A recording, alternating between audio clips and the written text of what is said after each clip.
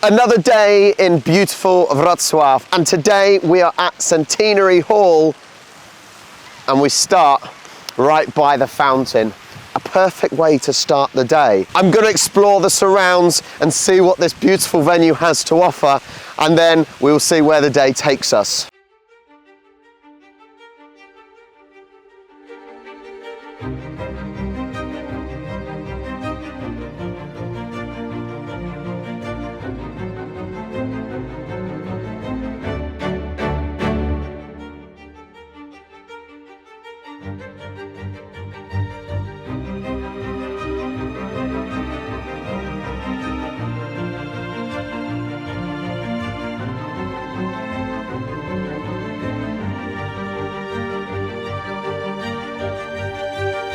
To stick with the theme of tranquility, I have come to a Japanese garden. Who would have thought a Japanese garden would be in Wrocław in Poland? But hopefully we will see some really cool sculptures, some really pretty flowers, and it's just a relaxing day in mostly glorious weather.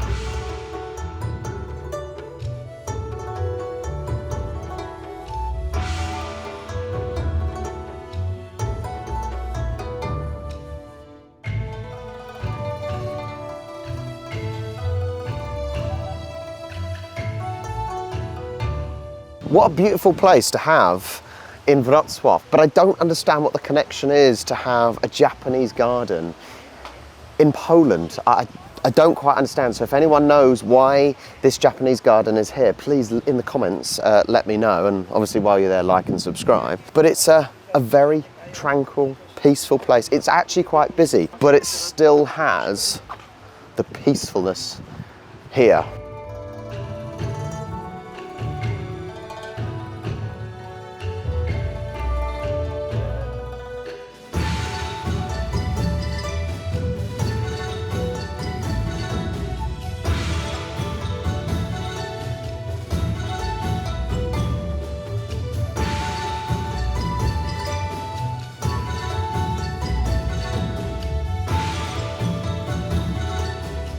Hopefully that brought a little bit of tranquility into your day.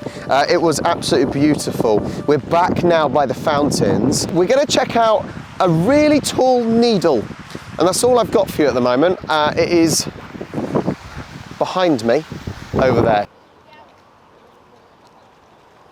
So behind me here is the symbol of Wrocław. This is the Iglica. Now, after the war, the Germans were expelled from this area and the Polish people came back. However, there was this constant fear that the war would start again, the Germans, the Soviets would come and basically push the Polish people back out. But eventually they realized, no, they are here to stay, and they built the Iglica. The saying is, we are here to stay, and our future is here. And the Iglica is what symbolizes that. It's like planting a flag to show that you're here to stay. A little bit like when men went to the moon and they put the United States flag in. This is Poland's version of that, and this is the symbol of Wrocław. And behind me is the centerpiece, Centennial Hall. It was built between 1911 and 1913 by a designer, Max Berg, a famous German architect. And it seems a little bit odd to me because where you've got that, which is there as a symbol of Polish people staying and building a future here, it's then also got the symbol of Germany, hasn't it? It looks very German. The first thing I thought of was that building looks very German, which seems odd to have those two things together. But it is at the moment used for things like concerts, sporting events, and so it does get the use that it probably deserves. And it is a fantastic bit of architecture. The way that it goes round, it is a real centerpiece, and I bet it's fantastic, especially for things like music. The dome effects as well, with the music and the vocals going in there, must be brilliant. It just seems just a little bit out of place, considering the stance that people from Wrocław have taken with wanting to build the future here next to that. So this was an architectural masterpiece. In 2006, it was named as a UNESCO heritage site, but it paved the way for reinforced concrete structures, and it is a lot of concrete. I've made the short walk to the Olympic Stadium, and fun fact, it has never hosted an Olympic event, so I really have no idea why it's called that. And it even has the Olympic rings up on the balcony there. Now, this plays host to the Panthers Wrocław, and it's an American football team, and they're quite good apparently. I think they won the European Championships in 2016, if I remember that correctly. I'm going to see if I can take a closer look and see what the stadium is like inside. So let's see if we can get in. So this stadium may not be loads to look at. First of all though, I love the fact that they've got the airy roofs, which seems strange in Poland because it's not necessarily known as a hot country, and I think the roofs like this are better for the airflow in hot countries. So it's weird that it's got that. But this is a multi-use stadium for sure. So as you can see, American football. The Panthers play here, which is pretty cool to think in Poland, American football is popular. But also, as you can see going around, Speedway. And if you're from the south of England like I am, Speedway is pretty big in the south of England. So all the way around the pitch is the Speedway track. How cool is that? And all the way around, look, they've got the safety inflatables. It's actually quite a cool stadium. I don't think the colours match with the team. The colours actually must match with the Wrocław colours, which is the red and yellow. It's strange because it's quite a cool stand there, and as you go round, it's a lot more open. You're not going to get protection from the rain over there, but I bet, especially for American football's not my thing, but for Speedway, being down nice and low over here with the bikes coming round, that must be really, really cool. And he's wetting it at the moment. A really cool stadium. I really like this actually. Let me know if you're from Wrocław. Have you been here? If you're not from Wrocław, have you been on an away day here? Let me know in the comments. Really cool to see it actually. I just find it funny though that it's called the Olympic Stadium and has never hosted an Olympic event. After a lot of adventuring, is there a better way to break up the day with a poignant donut? I'm still learning to pronounce. Well, it is evening time and a real change of tone now because we are in one of the residential areas of Wrocław, and this part wasn't really as affected by the Soviets and the war. So we have got these houses that are still in pretty much the same nick as they were before during the World War.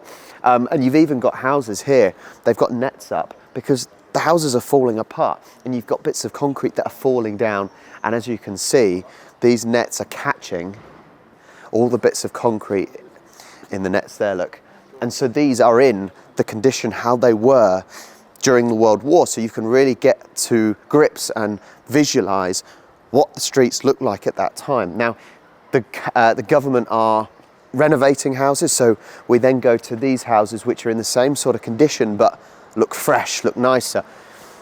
It's really weird to walk down these streets where they lived like this. This is what the streets look like.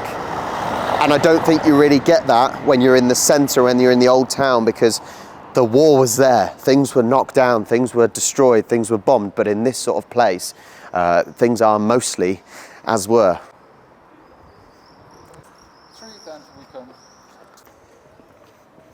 To highlight the fact that these houses are in the same condition as during the war, up there you can still see the bullet holes in the walls.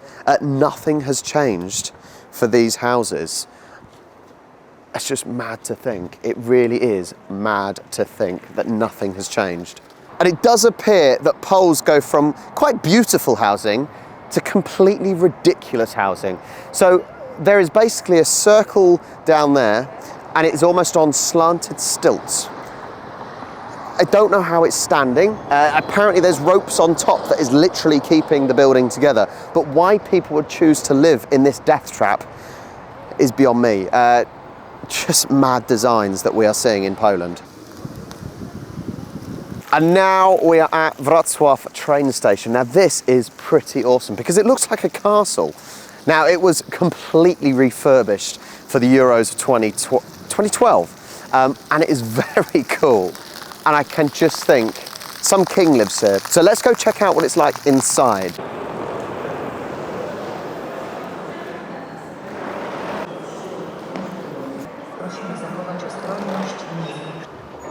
Now we're inside the train station and I want you to picture those hanging signs not blank. During the war, you would have had the Nazi signs here, the Nazi banners hanging down, and this would have been packed. It would have been grand. We're on the top floor now and it would have been very, very fancy.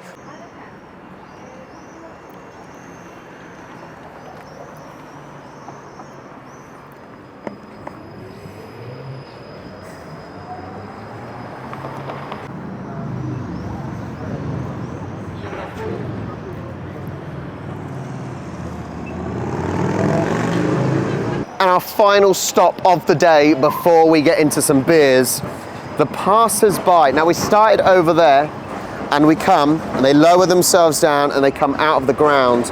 Now they're the Passersby and it's meant to be invoking thoughts of, who are they? Are these people that we see every day? What's their names? What's their jobs? Where do they come from? So it's trying to get some emotion from people and trying to get people to start thinking about who they're walking next to along the street. And this is one of the most, I think, spectacular and popular things in Wrocław. And the sculptures are incredible. The detail is just incredible. Check out the old lady. Even the material, pretty impressive. But now, finally, I've waited all day. Time to get some beers.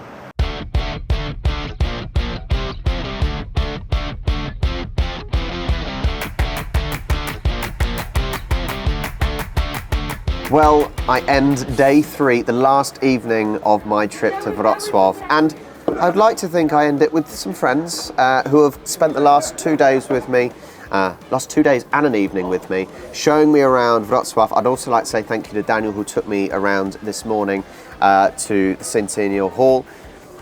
It's fantastic. I'm enjoying a Dąbrowski cider. I'm so glad Poland has good cider as well, because as an Englishman, we like this stuff. It's the last evening. I've still got plenty more to do tomorrow, so there is another vlog coming from tomorrow's day. But it's last evening, and I'm so glad to have met some awesome people. As I said, people that have taken time out of their sometimes busy days, some student days which aren't so busy, but they've taken the time out to show me, and it means so much that people are willing to help me, because I got here thinking, what the hell am I going to do? And people have been so kind. Dominik, Aga, Agnieszka, that's probably how you say it. I can speak good Polish, I reckon. Just don't know what I'm saying. But thank you so much for you guys for watching. Please like and subscribe. What was like and subscribe in Polish? Lajkujcie I subskrybujcie. No, that's what I said, but that's not right, is it? Lajkujcie and subskrybujcie. Nearly there. Yeah, but they think I'm speaking Spanish or something. But thank you so much. Do like, subscribe, and I'll catch you on the next one.